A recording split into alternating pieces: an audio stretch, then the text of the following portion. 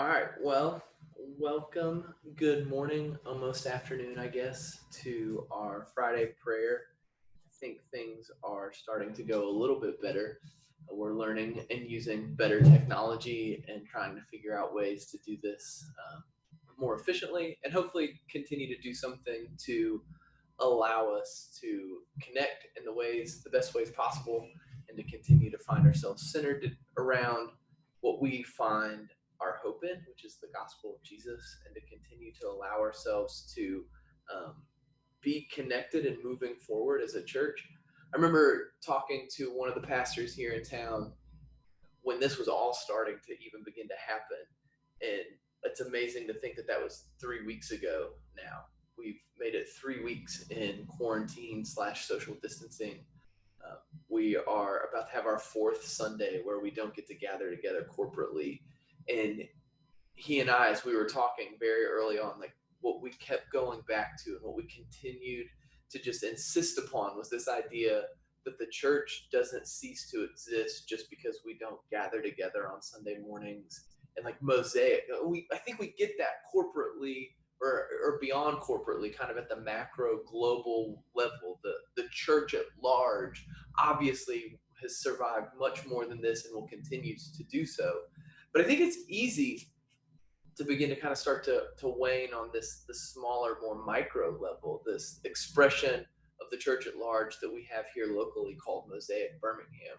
And we just want to continually remind ourselves that we are a people, and we still gather together, and we're still bonded, and we're still united through so much more than the distance kind of tells us. And that's something that the gospel has always done. It's always been a story of telling us and reminding us and of promising us a narrative that is more true than what our reality seems to be indicating to us. And I think that that can be true even in the way that we're connected in all of this. And so I hope that we can continue to find ways to do this better, and to find ways to allow us to find ourselves near one another and with one another through all of this. Because it's really difficult. People text message or email and ask like, "Hey, Jonathan, how you doing?" and all this. And as many of you are getting the same text messages and emails.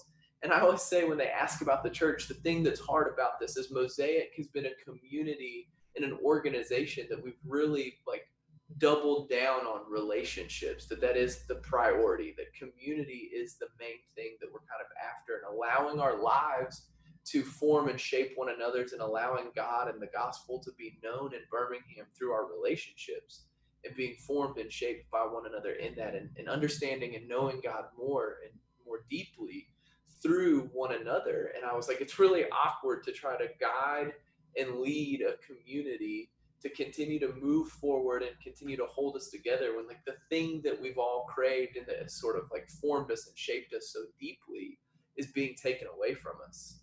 And I think that it kind of forces us to ask a lot of questions, as many of you have talked about.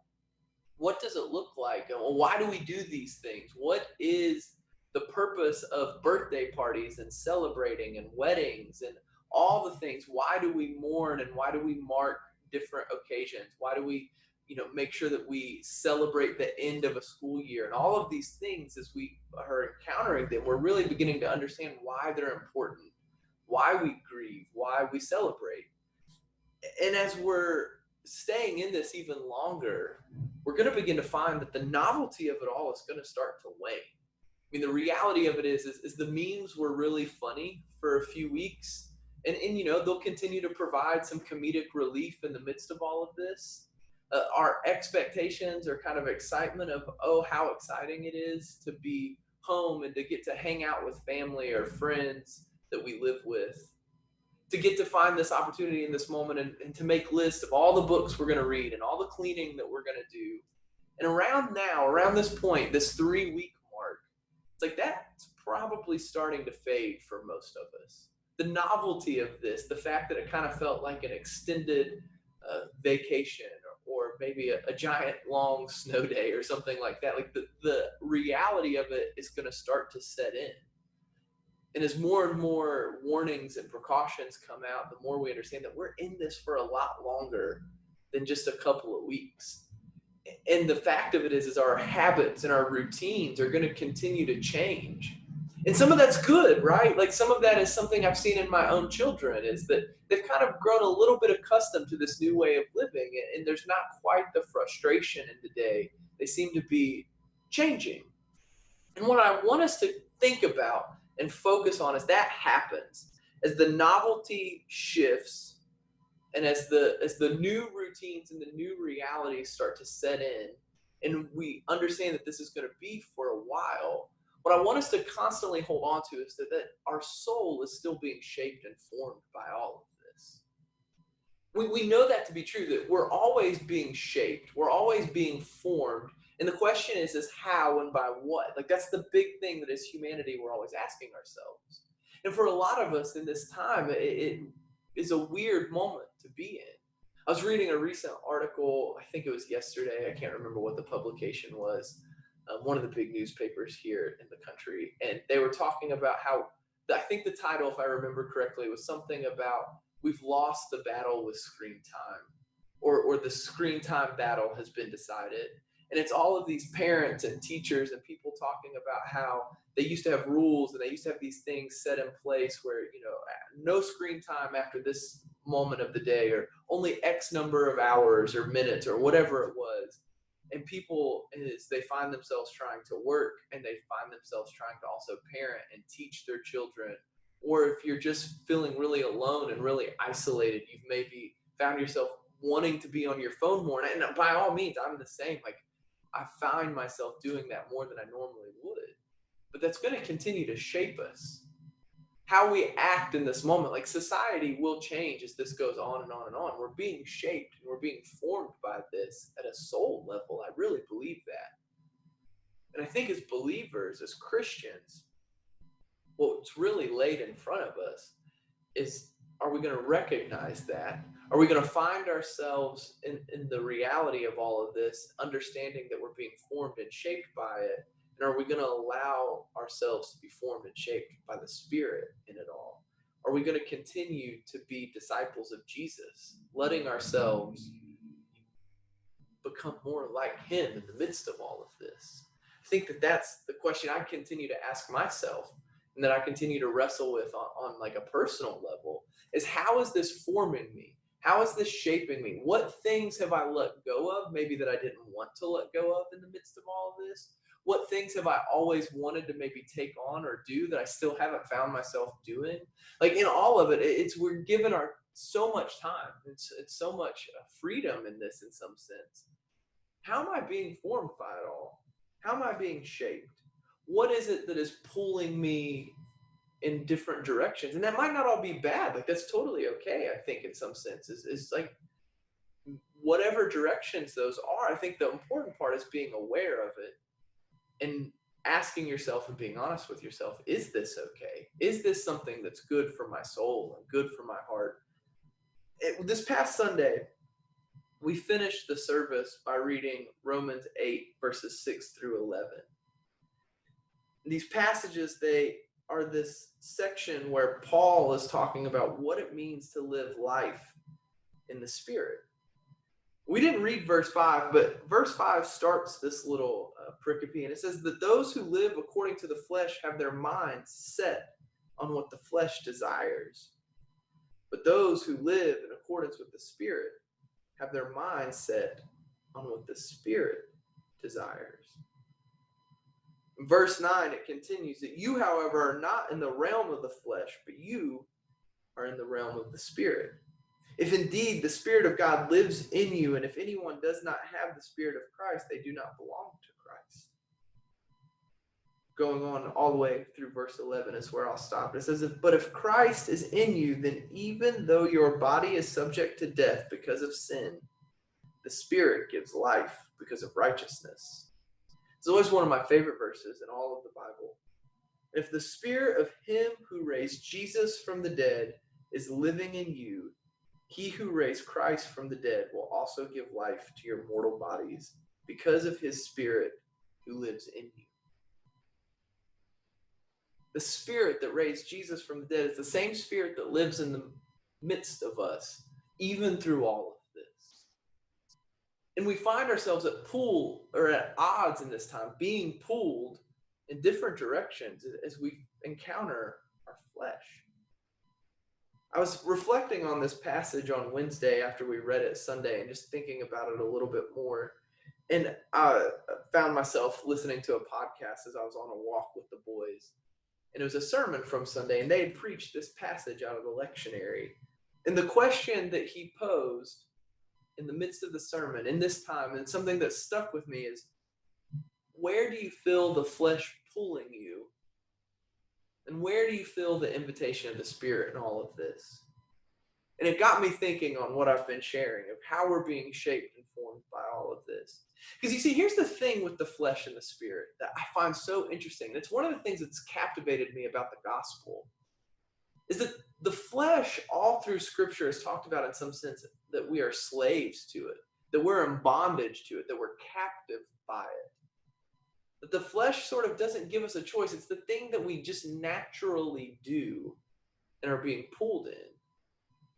But the Spirit operates in this totally different way. The Spirit operates in invitation and in gentleness. Come and receive is what the Spirit says. Come and be a part of this. The Spirit never forces. It's never heavy-handed. That we are not captive to the Spirit in that kind of way that we are to the flesh. We are not slaves to the Spirit. But we have life. We're children of the Spirit. We're born anew of the Spirit as Jesus was. That means that we become sons and inheritors. We receive the promises of the life that Jesus came to deliver. It's always excited me that that's an invitation. And in all of this, I think there are small invitations being given to us to step into the life of the Spirit, to remain in the Spirit, to continue to abide in Jesus in the midst of all of it. Yet it's so easy to be given to the flesh and to miss it. I just think as we kind of settle into this, our continued invitation, the reason we continue to gather, we continue to pray, is to continue to find ourselves being formed and shaped by the life of the Spirit, finding ourselves being given over to that life that God intended for us. And so I want us to create space, to think about those questions. What are the moments and the times in all of this that we can kind of reflect and look back on where we've been driven by just natural kind of predispositions? And again, some of those aren't terrible. Some of those are, it's not all this giant sinful stuff that we might think about, but it's the small, subtle things of pulling us out of the life of the Spirit that we intend to live our life in, to walk in. And where in the midst of all of this have we found ourselves being invited by the Spirit into more, into joy, into abundance, into peace? I think that those are the two kind of offerings we have in a lot of ways, day in and day out, as we find ourselves confined, maybe alone, to continue to look for those invitations from the Spirit, to live our life, to celebrate in the midst of difficulty. So I was reflecting on that on Wednesday and thinking about this passage and this dichotomy between the flesh and the Spirit and what it means for me. And as Anna and I sat down to pray on Wednesday night and to do some evening reflection, if you will, I just kind of mentioned that to her. I said, I've been thinking a lot about where's my flesh driving me in all of this, and where's the Spirit leading me? So in that moment and in that space, we prayed together, and I was like, I just kind of want the Lord to answer those prayers for me. And the next morning, if you've been following along at all in the lectionary readings, the daily offices that we've been trying to post, we're going to post some more things later about different opportunities and different ways to read Scripture and allow it to wash over you and affect you and move you in this kind of way. But that next morning, Psalm 119 was one of the Psalm readings. And it's been funny, too, because then all the Psalm readings during this time, I find it so interesting that I can't even count how many times I've looked at Anna or thought to myself and been like, oh my goodness, like this Psalm is for this time. Like this is like it's for this moment. Like it's as if though it was written right now. And I take comfort in that the people of God have always turned to the Lord in the moments of difficulty. And the Psalms give us a space and an opportunity to worship in the midst of all this, to allow ourselves to be overcome by the Spirit of God. So Psalm 119 and verse 147, or starting in 146, I call out to you, save me, and I will keep your statutes. I rise before dawn and cry for help. I have put my hope in your word. My eyes stay open through the watches of the night that I might meditate on your promises. And so it just struck me in that moment, reading that psalm, of what it means to continue to create space, continue to make myself available to see the Lord in the midst of all of this, to allow him to continue to shape and form me, to meet the Spirit and to continue to live into this. And out of that comes a joy and a peace and a hope in the midst of it all. And it's not dismissive of the moment we find ourselves in, but it's why we gather to pray. So I just want to give a little moment here as we're still collectively together, just to sit in a little moment of reflection and of silence to create space. Maybe you want to read Psalm 119, verses 145 to 152, if you have a Bible near you. I'm just going to kind of pause, let us reflect on what the Lord's doing in and through us, how we're being shaped, to ask the Lord to reveal to us where he is in the midst of this, to see the invitation of the Lord in all of this, to continue to walk in the life of the Spirit. So I'll give some space and just ask yourself those questions and kind of what it means to see the Lord. And ask yourself, what does it look like to allow yourself or to examine yourself where the flesh may be driving things, where we're operating in those moments, just kind of kicking back the default as everything's being reset and reoriented. And see what the Lord would have for us to do in those moments.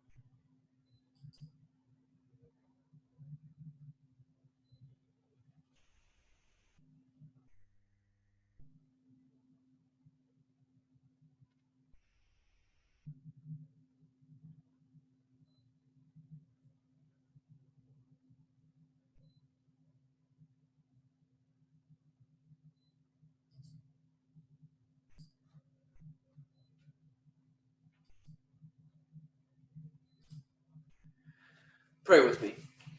Father, we thank you and we praise you that you're in the midst of this, that you are with us and near to us in all of the chaos and all of the disorientation that is happening around us, that's always kind of been your thing, Lord. From the beginning of time, you've brought order and you've set the boundaries around it all, and you've invited life to spring forth in the midst of it. And we just ask that you would continue to do that to us now, and that you would give us ears to hear and eyes to see, Lord, hearts to feel these moments where you're inviting us into more, where you're inviting us in to continue this deeper walk and journey with you, that we would be aware of and able to allow ourselves to be shaped and formed by you through all of this. So Holy Spirit, come dwell in the midst of us now. We thank you that where two or more are gathered together, even in a moment like this, digitally, Lord, just excites me to think about the fact that you're still weaving us together. You're still holding us fast in your hands, and that it's still your church. And that we, Mosaic, are your people here in Birmingham. And that you're still wanting to see the kingdom come as it is in heaven, in this city, in this time, in this space, Lord. And so just allow us to see that, allow us to walk in that, allow us to continue to function and operate in that life that you intend. And we know it's going to look different and it can't be perfect and ideal, Lord, but just allow us to do those things that you've promised to give us. Allow us to experience peace, joy, hope, patience, gentleness, kindness, Lord, in the midst of all of this. To one another, to ourselves, to those nearest to us, to those we're living with, to those that maybe we can't be near, God, allow us to extend that to them in the midst of this. We love you, Jesus. Pray in your name. Amen. We thank you guys for hanging out with us, and we're going to do what we've done the last couple of Fridays, and we are going to break y'all up into some groups here in just a minute. But before we do that, I do want to give just a couple of quick announcements if you need to hop off of here. But we want to just let you guys know that this Sunday we are still going to observe Palm Sunday, just because that we can't gather in that kind of way. We still want to celebrate. We still want to be excited about all of these things. And so we're going to just ask you guys, this is an idea we saw on the internet for a couple of other churches doing, in a way for the church at large to celebrate something like this. If you want to, if you're able, if it's something you'd be interested in, maybe it's a craft you can do with some of your kids, especially if they're older. But we're going to encourage you guys, and we're going to do it ourselves, to find a palm leaf if you have access to it. If not, just some greenery, some green leaves that you can put together and just hang it on your door as a sign and as a mark of what we're celebrating this weekend, that the church is still together on this Palm Sunday. And we just think it'd be something fun to do. We're going to post a couple of things that'll remind you to do that this weekend as a way to celebrate with one another. Also on Sunday, we're going to do things a little bit differently. We're going to be mostly live streaming. I think we've got all the kinks worked out. We're going to be doing some stuff that'll a little bit of pre-recorded and then some live things with it, just as a way for us to ensure quality and allow us to sort of be able to worship with you guys and do that kind of stuff together and with our families. And so we're going to pre-record a couple of things in the next few days, and then we'll have some live elements as well. But we're going to do that on Sunday morning. So our live stream will go live at 10. We have a YouTube channel that you can go to YouTube and watch it. We also will be able to stream live through our Twitter feed. And then there's also a spot on our website called mosaicbirmingham.com/live. You can go to mosaicbirmingham.com and get into the website, and there's a tab up to the top right-hand corner where it says live. And if you go to that right now, you should see a little Facebook and YouTube icon, and it'll tell you that we're not streaming live at the moment. If you go there on Sunday morning, you should be able to get it. If it's telling you something weird about YouTube not letting you watch it, you should either be able to click through or click the Facebook icon, and it'll switch over to that stream. YouTube doesn't let you embed a live stream unless you have over 1,000 followers. So we can't embed the live stream. But you can check it out on the YouTube page, or you can also follow along on our website. So we'll be live streaming that way. But before we live stream, what we want to do to kind of continue, as we talked about, the community is so important to us. These past couple of weeks, we've kicked it to small groups after our church-wide Zoom has happened. But what we're going to be doing this Sunday is at 9:10, we're going to open up a pre-service prayer time. And we're just going to pray collectively together for 15 minutes. And during that time, we want to pray for the service, pray for our people. And it's something that I was kind of thinking about a lot this past Sunday. Like, this is still worship. Like, this is a moment where the gospel's still being proclaimed. We're still praising the Lord for who he is. And so we want to be able to have that moment. That's one of my favorite parts of Sunday morning, is getting to pray with everyone before we hop into things on the service side. And so we're going to do that still. And so from 9:10 to like 9:25-ish, we'll have our pre-service prayer. It'll be an opportunity for us to just pray for the church, the city, the things that are going on. And then we're going to try something different. We'll see how it works. We're going to keep that Zoom call open. And that information's been emailed out, and we'll push it through small groups, and we'll post on social media, and you can DM for the details to get in there.